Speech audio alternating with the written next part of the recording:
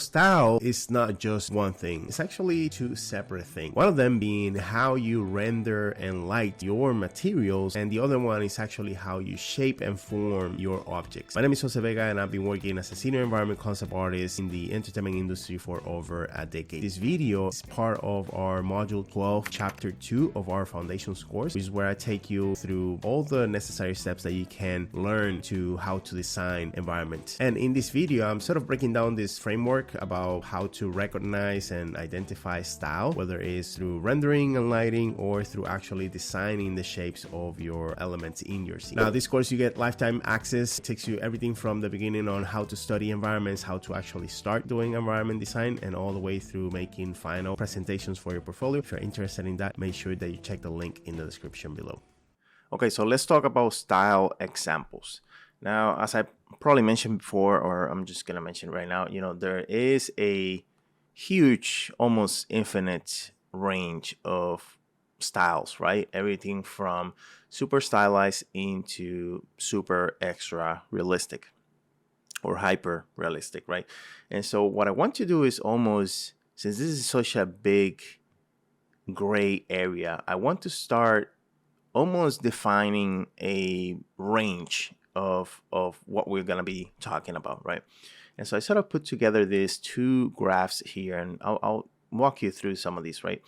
And first, we're going to take a look at rendering style, right? So which we have at the top, rendering style, and also design style. And I think it's very important that we separate these two different types of styles, right? And I almost want to, in a way, for my sake, to define what the range is for both of these in order for me to have a more clear idea of what I'm trying to define or what I'm trying to draw or design, right? And so at the top, we have rendering style, and at the bottom, we have design style. And I sort of using a couple of examples here. And we have here from the left, super stylized, and then all the way to the right, super realistic. Now, there could be some more realistic stuff than this, right? But I just want to have a visual representation of this range of things, right? That way I can sort of start narrowing down. And so rendering style, right? I want to define it in a way that this is how we're going to render whatever the subject is, right? It doesn't matter if it's environments or characters, right? So the materials of the objects in the scene, right, are going to be rendered more stylized or more painterly. That could be another word, or more realistic. The materials of the objects, the lighting of the objects, that's what's really going to push the type of rendering that I'm going to be doing on my subject matter. Now, in this case, my subject matter is sort of more characters in here, but again, you could apply this to anything. And so we can see all the way here, and I'm just talking about rendering, the way that I'm rendering or painting or rendering the materials. This is what I'm talking specifically, right? I'm not looking at the shapes, which we're going to talk about that later. I'm not looking at the subject matter in itself. I'm just thinking about how I'm rendering the actual image. And so this is a pretty stylized way, right? And as we go through, right, we can see that this is painterly, right? Using more painterly effect, right? But as you can see, when we get to here, even though these are 2D render images, right? They painted this, right? It's not a 3D render. This is mostly just painted, right? The way that they're using the lighting, the way that they're shading the forms of the objects, right? It looks more realistic than, let's say, for example, this one or this one here, right? This is a little bit more simplistic in a way, right? And maybe you could make the case that maybe this is a little bit here, something like this, right? But, and again, this is such a big gray area, right? That it's going to be extremely difficult to just pinpoint exactly where this is going. But, you could make the case that maybe this is a little bit more realistic rendered than this one here, right? And so these, even though this is not 3D, right? It's not using 3D materials, it's painted. The way that it's painted, right? The lighting and the shading and all that is screaming for a little bit more realistic, right? Same with this one down here, right? And this is just another different medium, right? This is more sculpted, right? But the sculpting details are talking more into the realistic side of things. And of course, we have the 3D, where using more realistic materials in the 3D, right, it's going to give you that more realistic look. And you combine that with lighting, effects, and all that, and that's going to even push the boundaries of realism even more, right? But you can see the difference, right? You can almost quantify the difference between the super realistic or hyper realistic in comparison to the more stylized version, right? And so you can start quantifying almost the differences between the two, right? And this is a very extreme case, so it's a lot easier, right? But when you just start getting closer to maybe, let's say, these over here, right?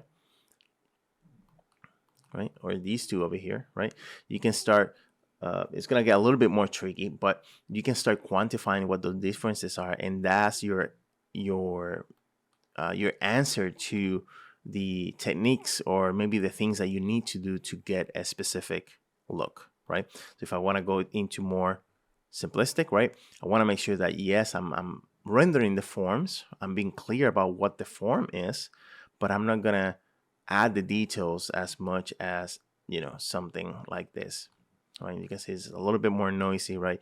More cinematic in the lighting, right? The details in the transition from the shadow and light, right? And so all those things are key elements to portray the style that we are trying to accomplish, right? But that's just the rendering. That's just how we are rendering things. It doesn't matter what the subject is. It's just how we render it. Now, when we talk about style or design in style, now we're talking about the actual shape and the design, the shape language of the actual object, not the material or how it's rendered. And so you can see here that if I take a look at, you know, and I sort of purposefully use a character, sort of like this, sort of like dwarf looking characters, just so you can see that even though this is almost all the same, this is almost all the same subject matter, right? A sort of dwarf character. You can see the big range of the design language of the shapes of the character, right? How it differs from stylized to realistic, right? And so if you go here, right, the shapes of the elements within that character are pushed in a way that makes it look stylized, right? So if I were to think about this particular, you know, design in itself, if I try to think about it in a realistic way, I'm thinking, oh, but where is the brain on this character? Oh, so maybe he got like a really tiny brain down here. That's why the design of the shape here is shallower. Maybe the artist wanted to portray that this is not a super smart person, more of a strength, you know, power type of character, right? So there's less space for a brain. That could be one way to think about it. But just the way that the shapes of the design in itself are being pushed, it makes it look a lot more stylized in a way, right?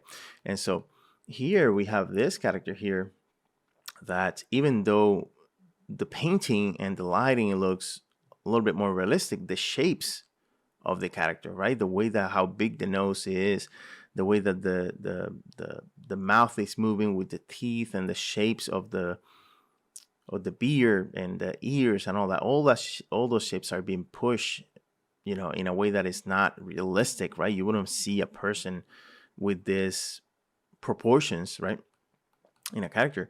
And so the way that they're pushing this, right, it's not as much as this one, but we can see how some of those shapes are being, and the proportions are being pushed. Same with this and same with this, right? Big nose, big ears, smaller head, right?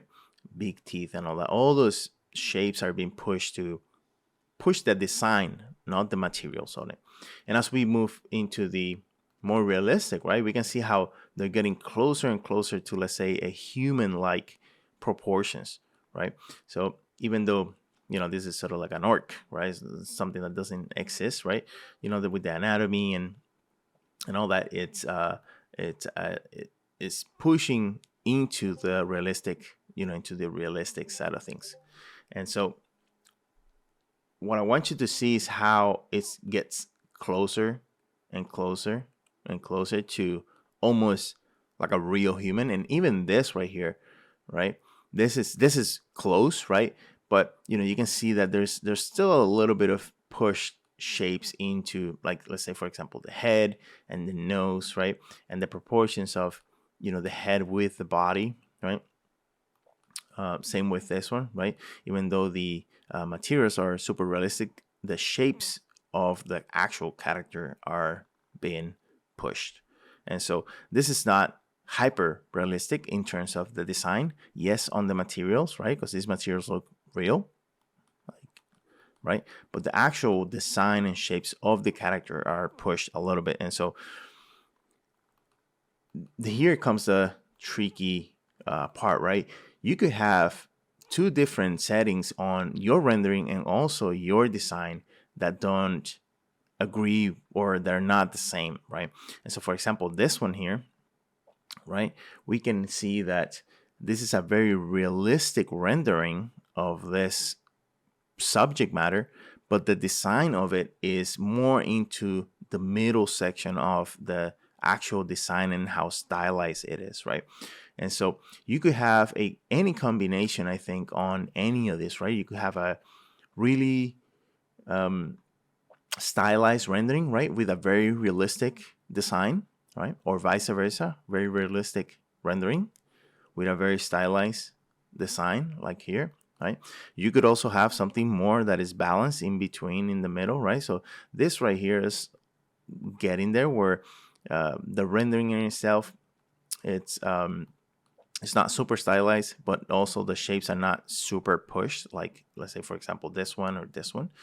And so you could really have a lot of fun trying to almost define the style, right? And the combination of both the rendering and your design is going to really define what your style is, right, as an artist. And you could have a range on this, right? It's really up to you how you want to do that, but it's very important that we understand the difference between both of these, right? The way that we render things and the way that we design things, because they're completely different.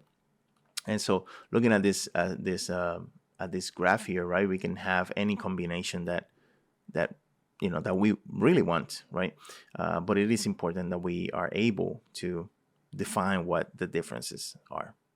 So now you can understand how to break down style, whether it is through rendering and lighting or through actually the designing of the shapes. And once you master, those two elements, you can create any style that you want. Now, this is part of the module 12, where I actually design one element by itself and I actually apply two different pipelines or different methods to get different styles on the same object. You can see how the pipeline is extremely important about how to get that particular style. And about the foundation course, it has right now 12 modules. It's an ongoing course that once you get to it, you get access to every new content for free. It has over 30 hours of content, everything from starting out as an environment concept artist, from studies to create props, how to sketch, use the different tools that I normally use on my everyday as a professional concept artist, and how to create final pieces for your portfolio. If you're interested in that, make sure that you check the link in the description below. See you in the next one.